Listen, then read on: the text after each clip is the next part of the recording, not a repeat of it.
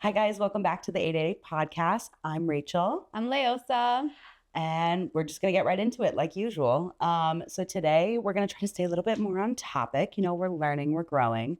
So, we want to talk a little bit about health today. We don't want to go down too many rabbit holes, so we're going to be mindful of that. But we kind of just want to give you a general consensus of what we believe health is, what it isn't. Overall, just health on a wide spectrum, not just food alone. Obviously, food is a big component of it, but health and mentally, physically, what you consume, basically. Yeah, I think there's a lot of different things that like come to mind depending on who you are and where your perspective is coming from, when it comes to health, whether it's food, whether it's exercise, whether it's diets, all this stuff. But The media too, like what you're watching, what you're learning from, things like that as well. yeah, so that's kind of where we want to talk about today. More so, I say this all the time. There's that very famous saying, "You are what you eat." And I think it's a little bit more literal than that. And it's a little broader than that. You are what you consume. Literally. So while that is, yes, food, and you are what you eat, you are what you listen to, you are what you focus on, you are what you surround yourself with, you are what you put on your skin, you are what you put in your brain, your body, your mind, your spirit, your aura. Like you are all of those things. Everything is that serious. I think we've kind of fallen into this, I don't know what to call it. Maybe a trap feels like the wrong word, but that's the best thing I can think of right now. We've kind of fallen into this trap as a society that it's not that serious. It's not that big of a deal. And while like that we're all gonna die anyways, and it's like such a toxic mindset to have, because do you want to spend your years that you do have, able-bodied, healthy, happy, or do you want to spend those years, yeah, sick, compromised, it's depressed? While the mindset of it's not that serious can definitely have its place in certain things, like there are things that people place too much emphasis on, but then there are other things where people want to dismiss. Specifically, again, we are going to touch on food and exercise, but I think the big key here of like what you consume that a lot of people kind of miss is the content you consume, the things that you surround yourself with, the things you listen to and put in your brain and put in your body. A lot of the time, I think a lot of people kind of get lost in, the do what you want and like fuck it culture. And like, while again, time and a place, it is that serious. It is that deep. Everything is very intentional and should be done intentionally. The way you live your life should be intentional. Because if it's not intentional, then you're kind of opening yourself up to allow a lot more in than people are willing to admit or take responsibility for. So, so that's another key that we want to talk about too in health is not only you are what you consume, but your own personal responsibility in that. I think a lot of people want to push the responsibility off onto the government, onto other people, onto influencers and fad diets and what the current trend is. And while all of those things are an influence and do play a factor and are absolutely valid, they're also not the whole piece, and they are also pushing off personal responsibility. And that's the problem with things like that. So, a great one, we could talk about the government and organic food versus other kinds of food and things like even that. Even just like the preservatives in our foods, even the refined sugars, the seed oils. Yep. A lot of people want to mask this problem with like, oh, who cares? It tastes good, right? And that's where you have to realize that. So this is a little bit deeper, but your gut sends signals to your brain. So your mind and your gut connection, it's a very real thing. So that being said, when you crave these unhealthy foods that have these refined sugars, these seed oils, these preservatives, and you can't stop yourself from eating or consuming these things, it's because your mind has been hijacked by your gut bacteria. And your gut bacteria, depending on how the flora is balanced, determines what you eat, what you consume, what you watch, your habits. Yep. You have to understand that, like, you are, how do I say this in simple words? Help me out here. You are not you. You are, that's the word. You are what you eat. You are what you eat, because it's really true. I just want to, like, I'm very passionate about this because ever since I've switched my diet over and I've started eating a lot healthier, and I actually, like, read all the ingredients and really, just focus on what I'm consuming and what I'm putting in my body, it's made such a difference in my life and how I feel, how I look, how my skin glows, how my hair grows, how just the thoughts, even like the simplest compound, the thoughts that I have. You'd be surprised. A lot of people are like, I'm depressed, I have anxiety, I have that. But don't get me wrong, I understand those things do stem from real problems at times, but a lot of it has to do with just the ingredients and the byproducts you're putting in your body. Like, when I made that switch, even now, like, I feel so much better, and it is because you are what you eat. It's so true. And the problem is, I think a lot of people want to push the responsibility off onto things like the FDA, the government, things that should be regulating these things. And while I absolutely agree, it's very frustrating that you have to take such an active role in your own health. It shouldn't be so difficult, but it is. And it's like that for a reason. And honestly, the reason is because I know you were getting to it, but they don't want you healthy. Think about it. Like, the medical system is a multi-billion-dollar corporation, and industry. Honestly, industry. And if you think about it, like, we're in business to treat, not to cure, because curing means no more money because you're good, you're all set, you're ready to go. But when you have to treat people and keep them in, that state keeping of them sick, back and forth disease, it keeps the money flowing. Absolutely. Yeah, so you have to understand that the government is not with you, right? They're not on the same page as you. They don't want it to be easy in the way that you think and the way that it should be.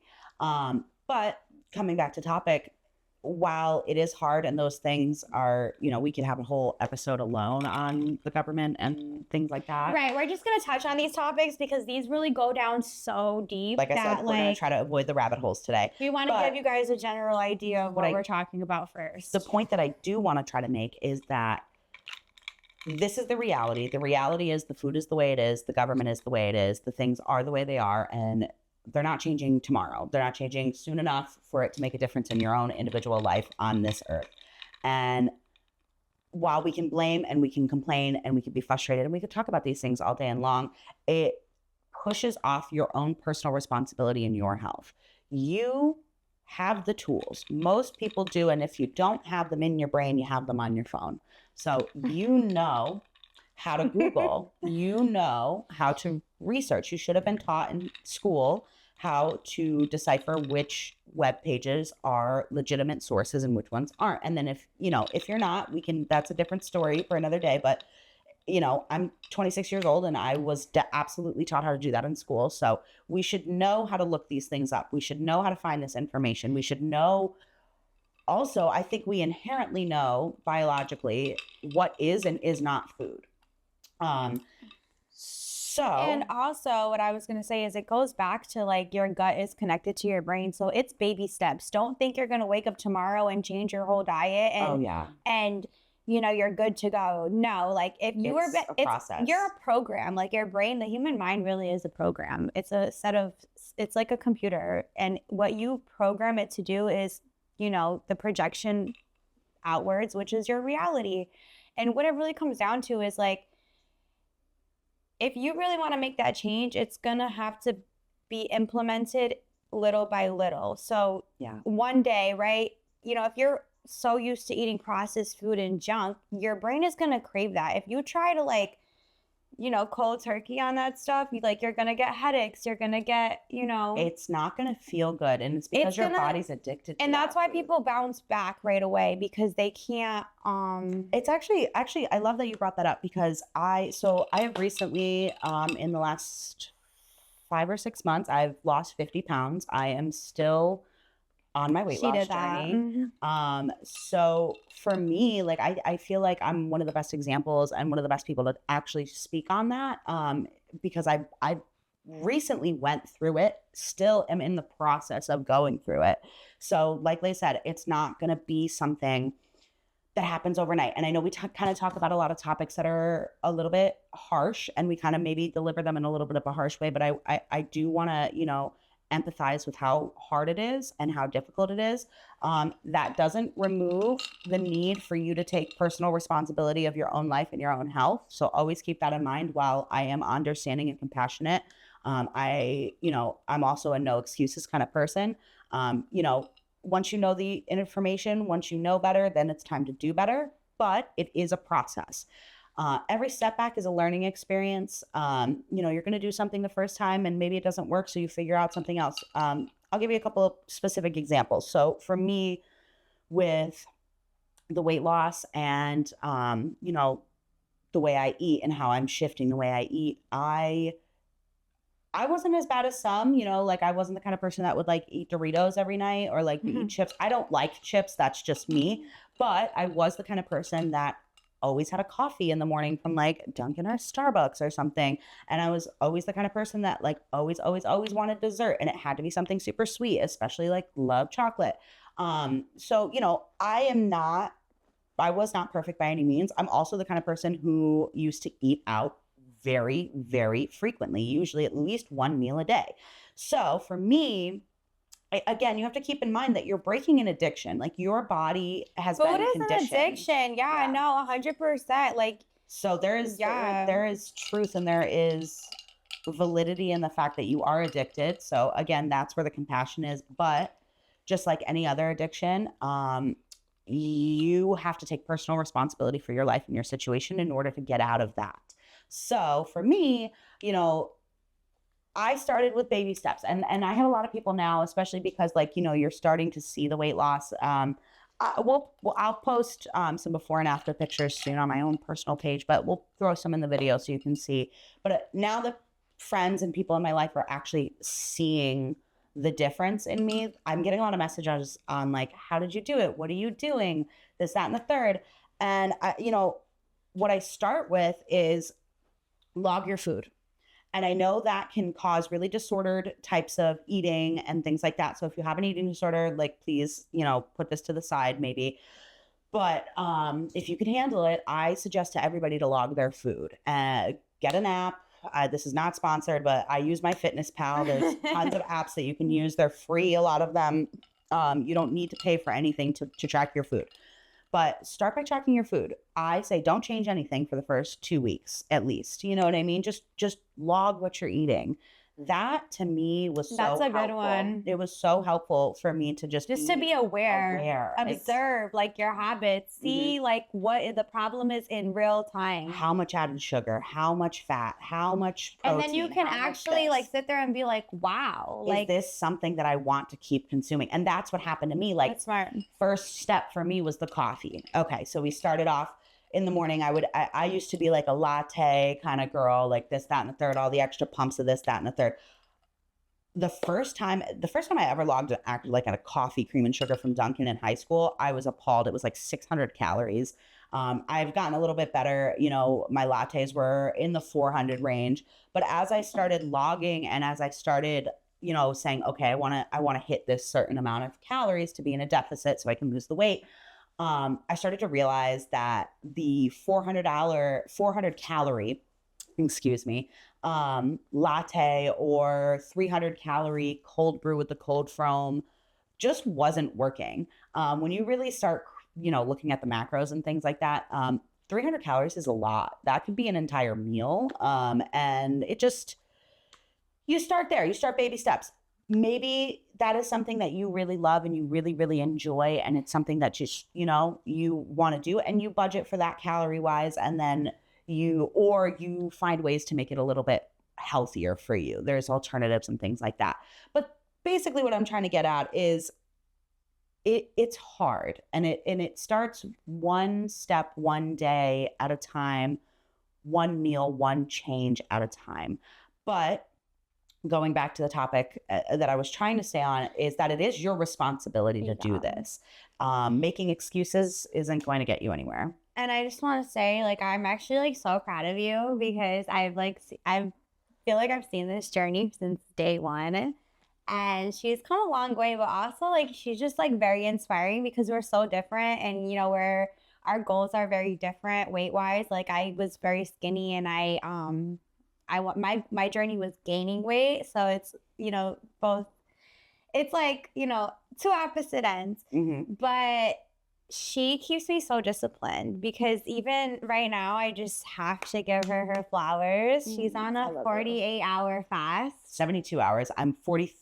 Oh, that's 44 72 hour into fast, but she's 44 hours into it with just water. And honestly, like, that is so amazing for your gut health. Yes. You don't even understand.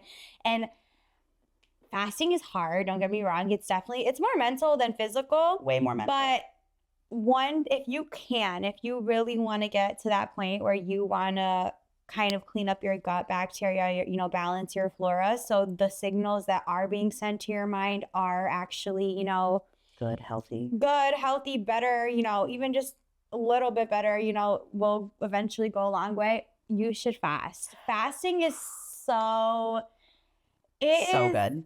It's so good, but not even just physically, mentally, spiritually. It is an amazing experience. Like, your mind is so focused, clear. And honestly, like, all the stuff that we put in our bodies, if you don't like think, I mean, the way I see it is like, if it's bad for you, think about it. It's kind of like taking you, like, it's turning you into something that you're not, how do I say that? You're not who you really are. Yeah. Because a lot of the decisions that you need to make, and you still, like how you said, like, oh, I know this coffee is bad, but I'm still going to go to Starbucks today. It's because, like, that's not really you thinking. Your real conscious knows it's not good, and knows that, it's not good for you, but you're doing it anyway. And why? Because it's like, on a spiritual level, it's literally something in control of you. Yeah. And it's on a physical level, it's your gut bacteria. But spiritually, like, that should tell you, like, that's kind of like, it's something, it's deep, Again, it's the art. You are what you consume. And it's so literal. Like, but fasting, I just had to give her flowers, because honestly, like, I'm so into like holistic health and things like that. It's very hard to find people that like are kind of on the same page with you there. So like, seeing her, like, actually, and this is her second fast. So actually, this is my third fast. Yeah, so this is my third. It's just inspiring to me, like, to have like somebody in like my very close circle that is on the same page as me, and honestly, like, understands these topics to the T, like, on a deep level as I do. But one thing I would really recommend, if you want to change that gut flora and start craving better things and develop healthier habits, a fast is like so amazing. So let me talk about that a little bit then, since we kind of brought it up. I don't think I was going to bring it up, but I really appreciate you saying that, because it is hard. And I just want to state that, like, I started my weight loss journey. I officially started taking responsibility at 270 pounds, but my heaviest weight was 280 pounds. So I am a morbidly obese person. Now I'm just a regular obese person, not morbidly. But I get a lot of pushback when I tell people about fasting and that I do these fasts. I incorporate them into my regular life. I do them about every 1 to 2 months now. It's so hard. I could never. And, I get hungry. A lot of the comments I get are about, I get so hungry in the first 24 hours. That is the hardest part. It is so mental. And the first 24 hours are the mental challenge. After that, it's easy. You don't even think about food. And you don't even crave it. You can literally be out to eat with a bunch of people, ordering left and right, and you won't even want it. Because honestly, like, your body really doesn't Need it. Need So it. okay, so I want to touch about on fasting a little bit. So I think a lot of people, when I first bring up fasting, they think that it's all about weight loss, and that is absolutely not my main No, it's reasons not. for doing it. Obviously, it's a lovely additive when you're at this weight, but It cleanses you and detoxes you on a cellular level. Like this stuff is so deep that it's not just about losing weight. It's not about your physical, your how you look. it's about your mental, your spiritual. spiritual. Like you really like Look into fasting a little bit have on an your own. awakening every time you fast. There are people that will talk about the spiritual aspect of it, how they feel closer to God. They feel like they have conversations with God. And let me just into say fast, something and that really is quick, true. just because I want to really make this clear. Fasting is not starving yourself. No. We're not saying, oh, go starve yourself for 3 days. No, it's the intention behind it. Yeah. So we're not saying like, oh, Don't like eat. I'm don't talking about eat. doing an actual we're talking about a fast. detox, a cleanse. We're Yeah. not talking about just, oh, let me not eat food for 3 days to lose weight. That's what I'm trying to say. It's not a weight loss. That obviously that's great, but it's not weight loss driven for me. Honestly, I don't think it's weight loss driven for anyone. For most people, it's not. So honestly, the what really made me interested in doing a fast the first time was the fact that I was struggling so much with cravings, specifically for sugar. I was having such a hard time not wanting ice cream after the end of the day, or not wanting all this sugar in my coffee. And it was, again, I was logging and tracking, and I was like, no matter what I do, this is my weakness. This is what messes me up like every time. And I was like, I wanted a reset of my body. I wanted to kind of like I don't know. And when I stumbled upon fasting, that's what it offers you. It offers so many other things as well, and we'll touch on that in a minute. But the original intention behind it was to kind of give my body a fresh start, do a cleanse, do, a whole reset of my body. And that's essentially what fasting is kind of resetting your body. First of all, this is the first thing I like to bring up when people, ask me about the fasting and how can you do it. Your body is built to go through periods of fast and famine. We are not, fasting and feasting. I mean, we are not in nature consistently having access to food. So as our bodies evolved in this world, there was periods where we wouldn't have a successful hunt. There would be nothing to forage. There would be times where you weren't able to eat because there was nothing to eat. So our bodies have evolved to not eat. So keep that in mind. You absolutely can do a fast and not eat, and it is possible. I will say, as a caveat here before we get too much into it, please, please, please ask your doctor before you do a fast. And if you are going to do a fast that is longer than 72 hours, you absolutely need to speak to your doctor. There are certain health conditions that you can't do a fast on. A couple that come to mind are diabetes and any blood sugar issues. And you can start off small. You don't have to do it doesn't have 72 to be hours right away. You can start off with 24 hours, see how you 36 feel. hours. 36, 48. There's benefits to all different levels of fast, but I just wanted to say, so we don't get flagged for any crazy, suggestions like that. Please talk to your doctor before you fast. It is a thing that you should talk to your doctor about. But as long as you don't have, literally the only two things that I'm aware of that you shouldn't fast is diabetes and you get low blood sugar and you pass out. Those are the only two things. But other than that, fasting is for most people. And I just want to say something really quick because it's on topic for that.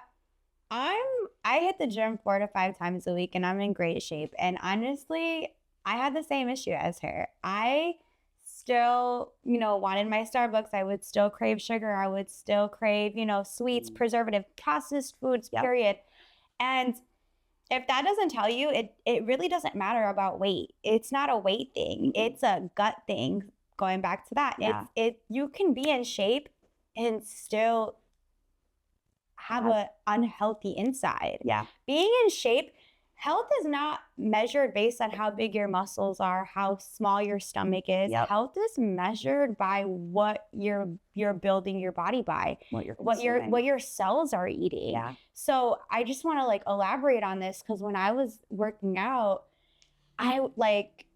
I had an energy drink addiction. Like I love this topic. I loved me a good Alani. I loved me a good energy drink. I was a Red Bull girl for the longest. Ew, I was never a Red Bull girl. After when I got on my healthy era, I switched to the Celsiuses, and then I realized how bad those were. It's just energy drinks in general. Let me just say something. And honestly, like the reason why I was hooked, like in my mind, I was like, well, I have a better workout, right? Like it makes me work out better. It makes me have more energy. I can lift more. I can, whatever.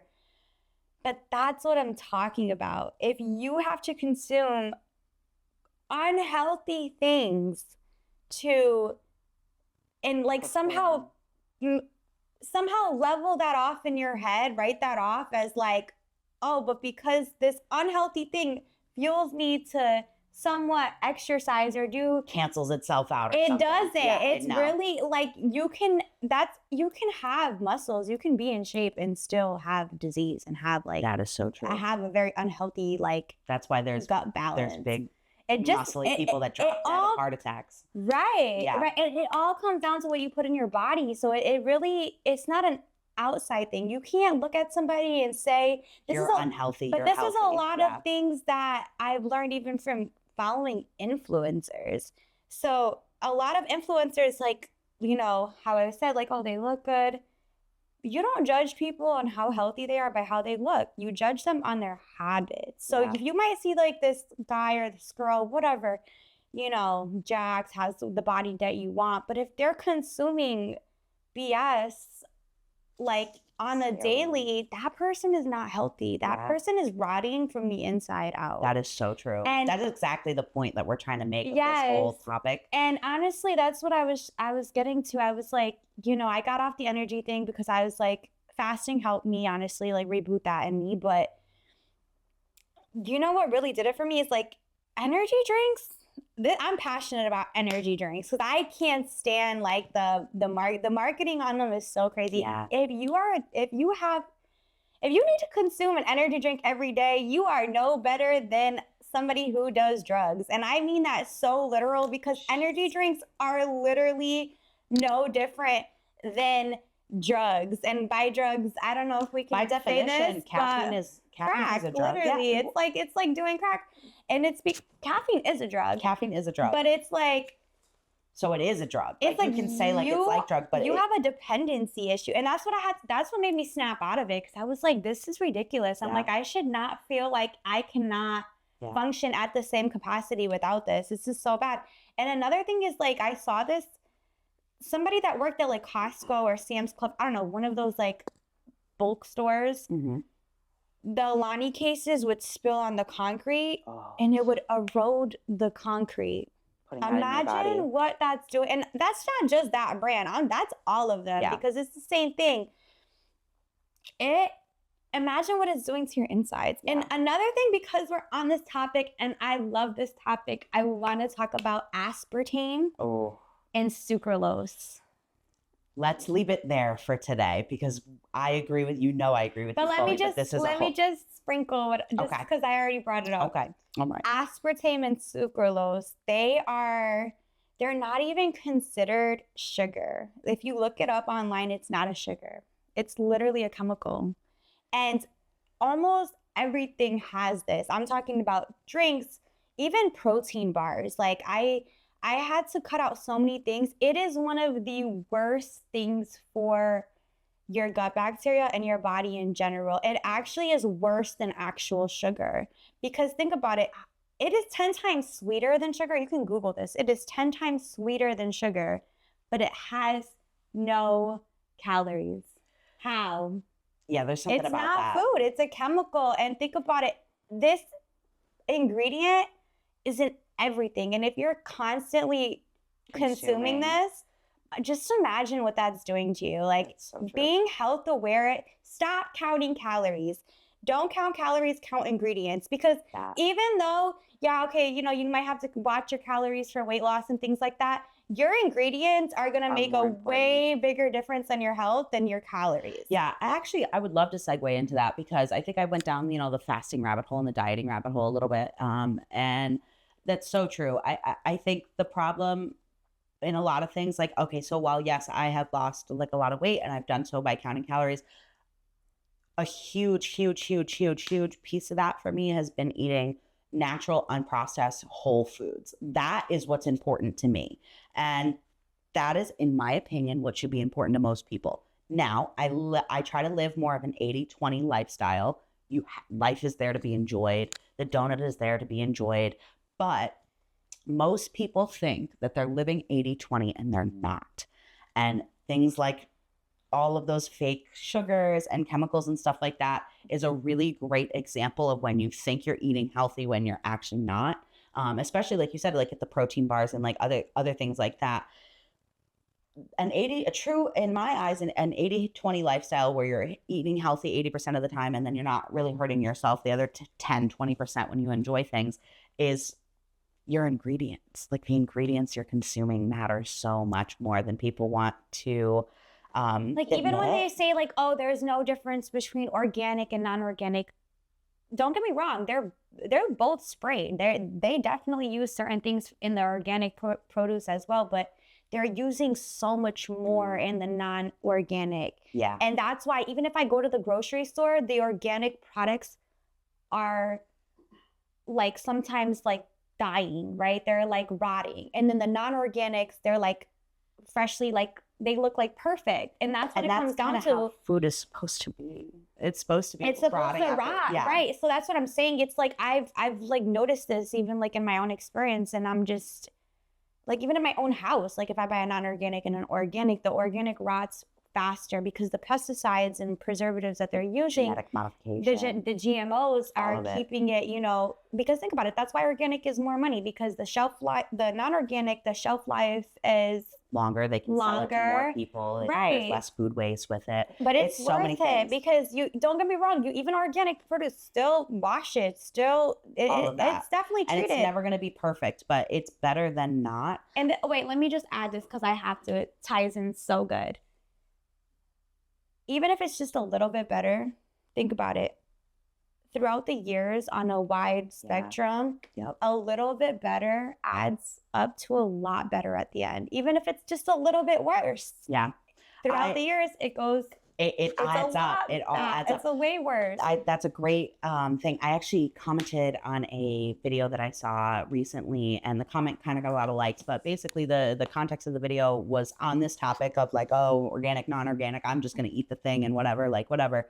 And you know, my mindset and my comment was about how, okay, yes, I'm not going to avoid absolutely everything. We're not going to avoid every single chemical and every single pesticide that has ever been made. But undoing your all or nothing thinking is understanding that doing something is better than doing nothing. So, okay, yes, we can't avoid every chemical. We can't take everything out. And that's why it's important. I'm so sorry. No, it doesn't mean don't try. But that's why detoxing is so important, because you can't avoid everything. It's in the air. It's on the ground. It's in the cleaning products. It's everywhere. Like we live in the most toxic society ever because we're so advanced, but the advancement comes with the, you know, element of being way more toxic. Yeah. But that's why detoxing is so important, because realistically you can't avoid it. But if you are constantly detoxing and not adding more onto it, you're going to live a healthier life. You're going to feel better. You're going to think better because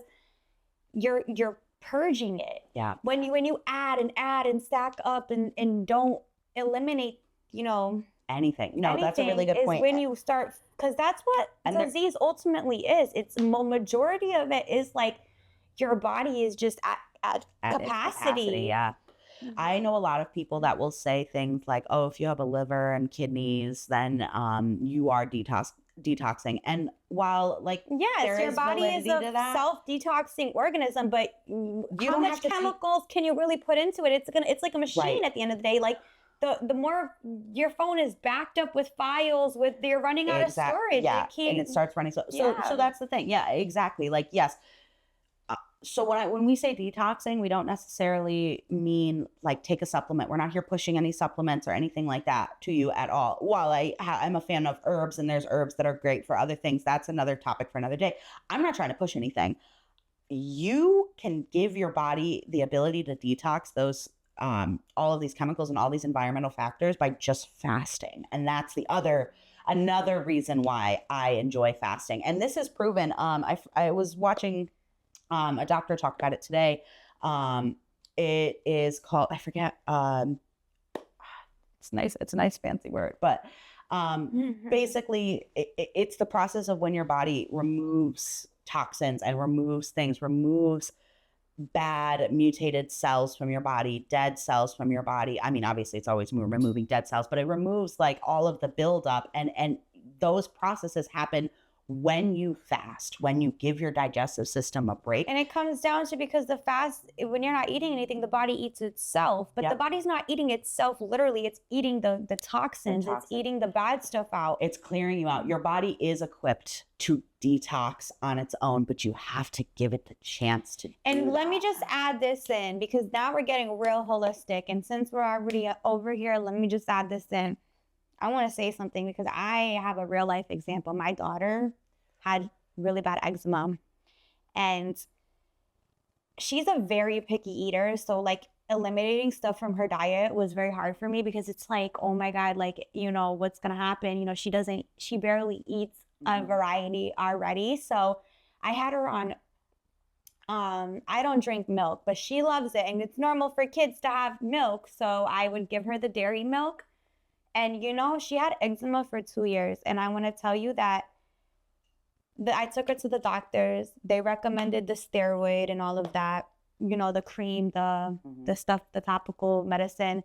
It would help it, and then it would come back. But, you know, I started to do my own research. And what I realized is it comes back to your body as a self-cleansing organism. Eczema is your body's way of detoxing. It's getting rid of all that stuff that the body doesn't want. So even I learned this too. It comes back to another example, dandruff. People, when they have dandruff, it's the scalp, and it's cleansing itself. Wait, hold on. It's funny that you bring this up really quick, because you're right. It's just really quick. I had. Before I started this like eating clean stuff, I had issues with eczema, and especially postpartum, I had issues with dandruff, and I haven't had any of those issues in the last 6 months. But listen, so they give you a shampoo that kills the bacteria, that makes you get rid of it. I mean, get whatever, you know what I'm trying to say. But that's the body's natural way of detoxing. So when I started to really learn about this stuff, I took my daughter off the milk, because they say dairy is a major, it really contributes to eczema. And my daughter doesn't have eczema. My daughter hasn't had a rash. My daughter hasn't had, you know, she may have a little flare up, but no, it was so bad before. And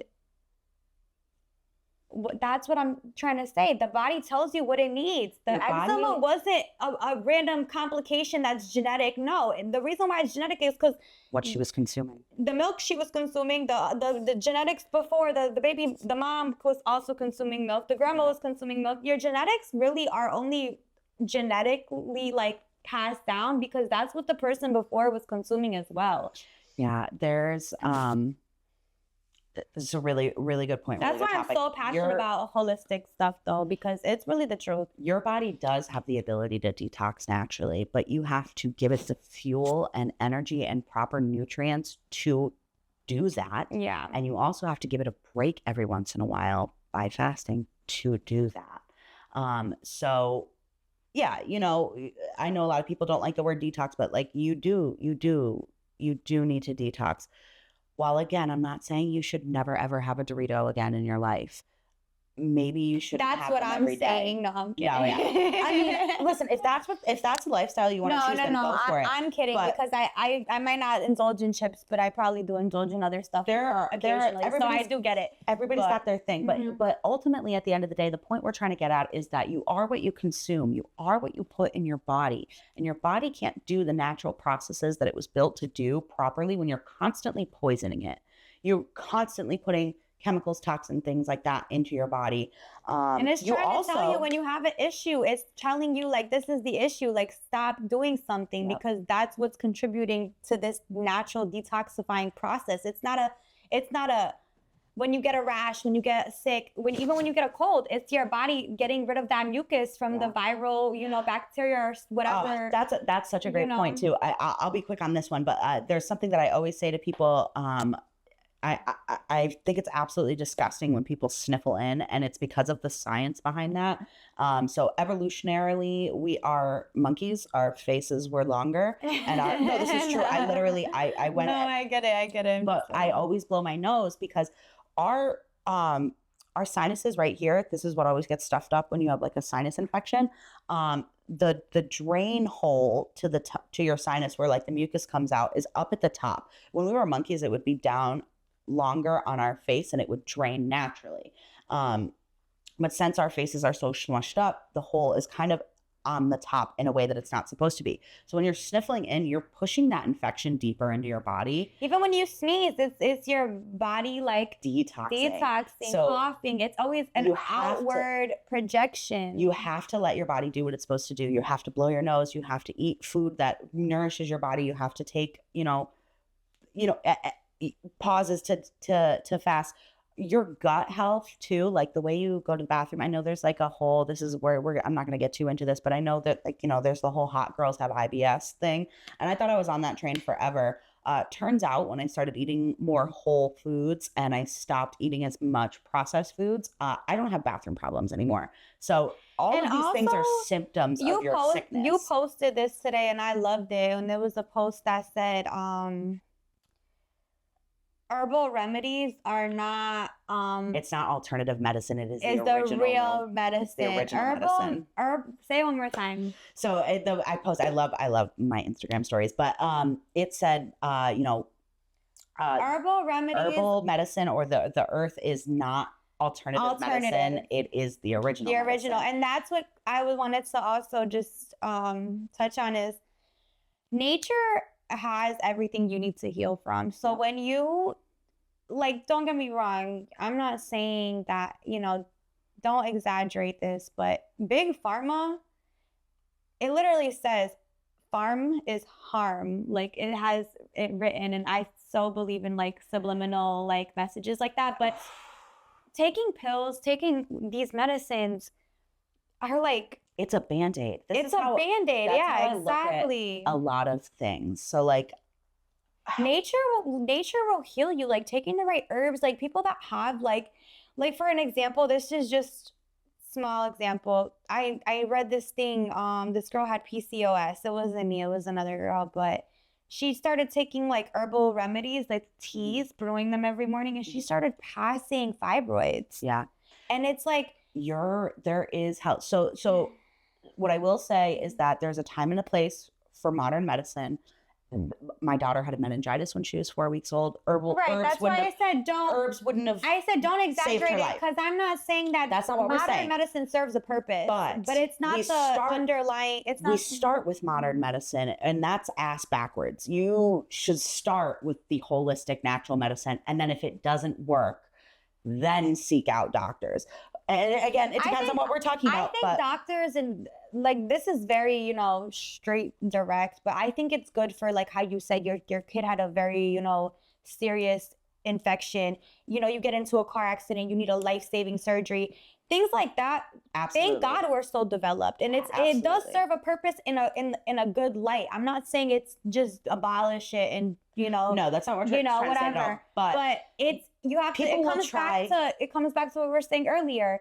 We're not in the business to cure. We're in the business to treat. So they're never going to really try to cure you because they say all these illnesses. We literally have supercars and we have crazy inventions, but they're telling me that these illnesses, they don't know the cause. They don't know the root of the problem. They do. Yeah, because if they gave you the answer to the root of the problem, which is so simple, it's herbs, it's herbal remedies. Herbal remedies literally reverse so many severe diseases and illnesses.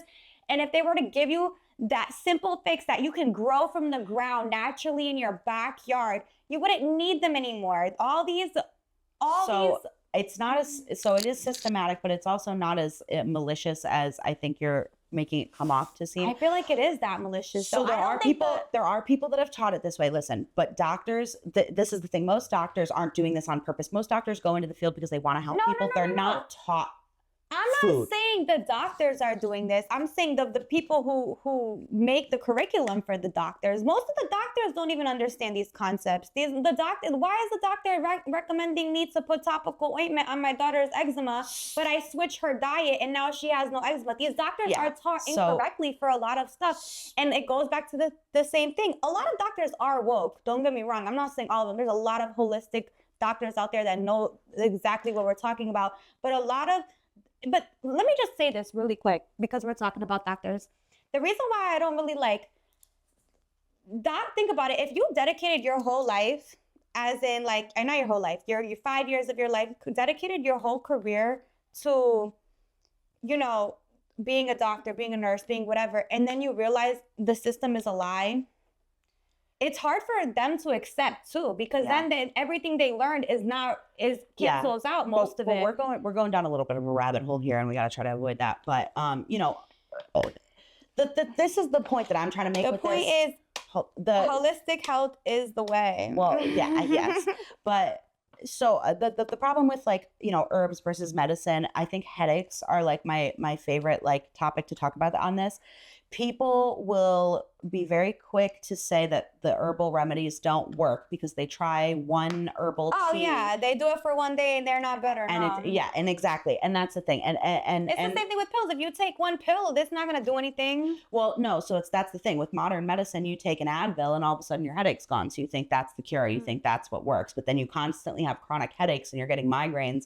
And they just keep giving you stronger and stronger meds, and whatever. It's just numbing the nerves, but it's not repairing. Let me finish. So, and you you think the herbs don't work because you take them one time and it doesn't do anything, but that's the thing. It's not fast cure medicine. It's over time, and this is where we're trying to get at with what health is and what health isn't.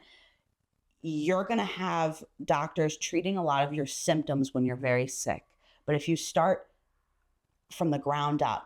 Herbs, literally eating well, getting sunlight, grounding, going outside. Yes. All of these things. Even just being in nature heals you. Very healing. If you start there and after weeks or months, with the exception of very serious things that need to be treated right away, if after weeks or months nothing's improving, then it is time to, talk to the doctors and see what other options there are. But a lot of people don't think holistic medicine works because they don't realize how much of your entire life it is. Mm-hmm. Everything you eat, it's everything you do, it's everything you consume. And I think that's where we're going to wrap up for today.